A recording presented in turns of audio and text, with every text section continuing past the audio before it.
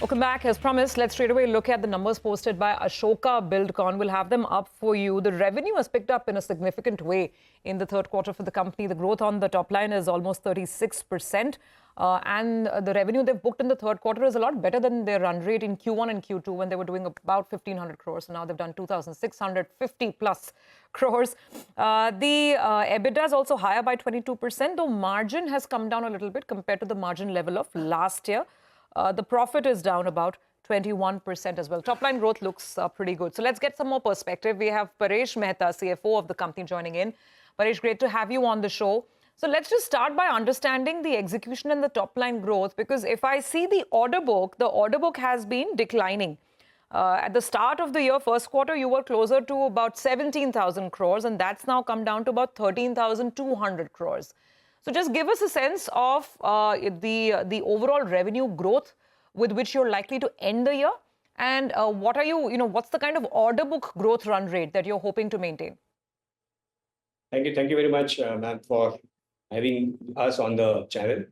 The quarter has been definitely good, and we, as you have already indicated, we have had a jump of almost 36% growth year on year on the standalone as well as the console numbers. The order book has not increased in the last 9 months comparatively vis-a-vis the execution, but we are hopeful. There generally has been a low bidding activity in the road sector in the past year, so that will be catching up maybe in the next coming year. So we believe that the order intake will be majorly there now in the next year. The current order book which we have of almost 13,000 plus another 800 crores which we have won in this quarter, January, will take us for another 2.5 years. So that's good enough, and we will keep on bidding for new projects. Based on our approach to bidding, where we are a bit conscious on the margins which are stacked up, we will take the projects as and when they come suitable to us. As you said, margins typically are a bit lower, but they are majorly on account of a one-time hit which we had taken in the last quarter, first quarter of this year. But otherwise, we will in the coming year will show better margins. Do you want to put a number to that, Mr. Mehta, about margins going ahead?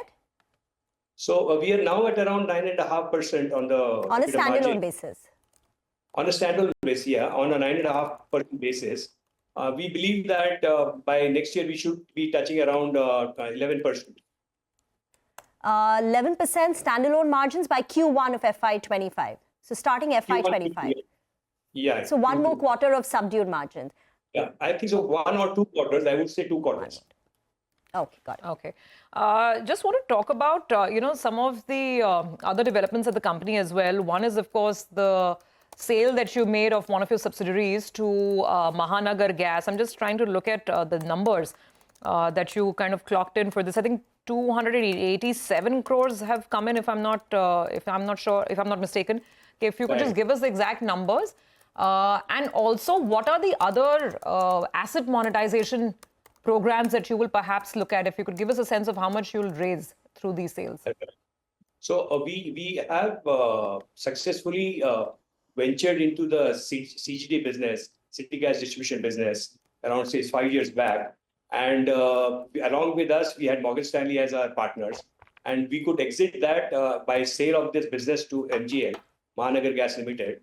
We invested almost 69 crores in the project, and we got a monetization of 286 crores. So for our share of business, the total valuation of the business of the equity was 562 crores. So it was a very successful venture which we exited successfully. On the other projects, we are working on our HAM and the BOT portfolio of projects which we have.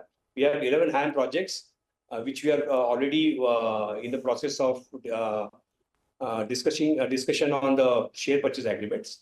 On the BOT project, we are on the process of getting binding offers from potential investors. So we are all set to ensure monetization of these projects in the coming 24-25. And how much might you raise through this monetization? Like a ballpark estimate, sir, if you could give us for FY25? So this, I mean, it's a difficult number to put, but couldn't guide the markets by that. In the range of 4 to 5,000 crores. 4 to 5,000 crore in the next 12 months is possible. Yeah. Okay. So then would you be using it to pare down your debt? Your consolidated debt stands at 6,920 crore. What would the debt number stand at by the end of FY25? So if the projects are all out, so we probably would have majorly most of the debt would go along with the project. So this is this money will not be used for paying off project debt. It will be majorly used for giving exit to our equity partners in our Ashoka concessions business, which is SBI Macquarie. And post that, the money will be available to the company for its future plans. Okay. All right. We'll have to leave it on that note. A little short on time today. Thank you very much for joining in. By the way, the mutual fund numbers, I think, had just flashed by. If I saw the net equity number, it was looking quite good for the month of January. I think the number was 21,000 crores, and that is not bad at all. I think comparing to, okay, that's liquid fund inflow coming through. ETF inflow is obviously a little on the lower side. And then I think the net equity number was around 21,000. We'll just get that back up. Remember, the SIP number in the last month was a very, very robust 17,000. So we'll have to wait by 21,749 versus about 17,000 in the prior month. So the equity inflows continue to chug along when it comes to mutual funds. You know what? We'll do one thing. We'll take a break. We'll come back and we'll discuss these numbers in more detail. But as we head into the break, we're quite excited to announce that CNBC-TV18 is back with the second season of India's largest campaign on gender parity. Join us for the mega launch event of HSBC Presents CNBC-TV18's Future Female Forward, the Women's Collective, with top leaders, influencers, policymakers, and trailblazers all under one roof to chart a path towards bridging the gender gap. Live from Delhi on Saturday, the 10th of February, 5 p.m. onwards, only on CNBC-TV18.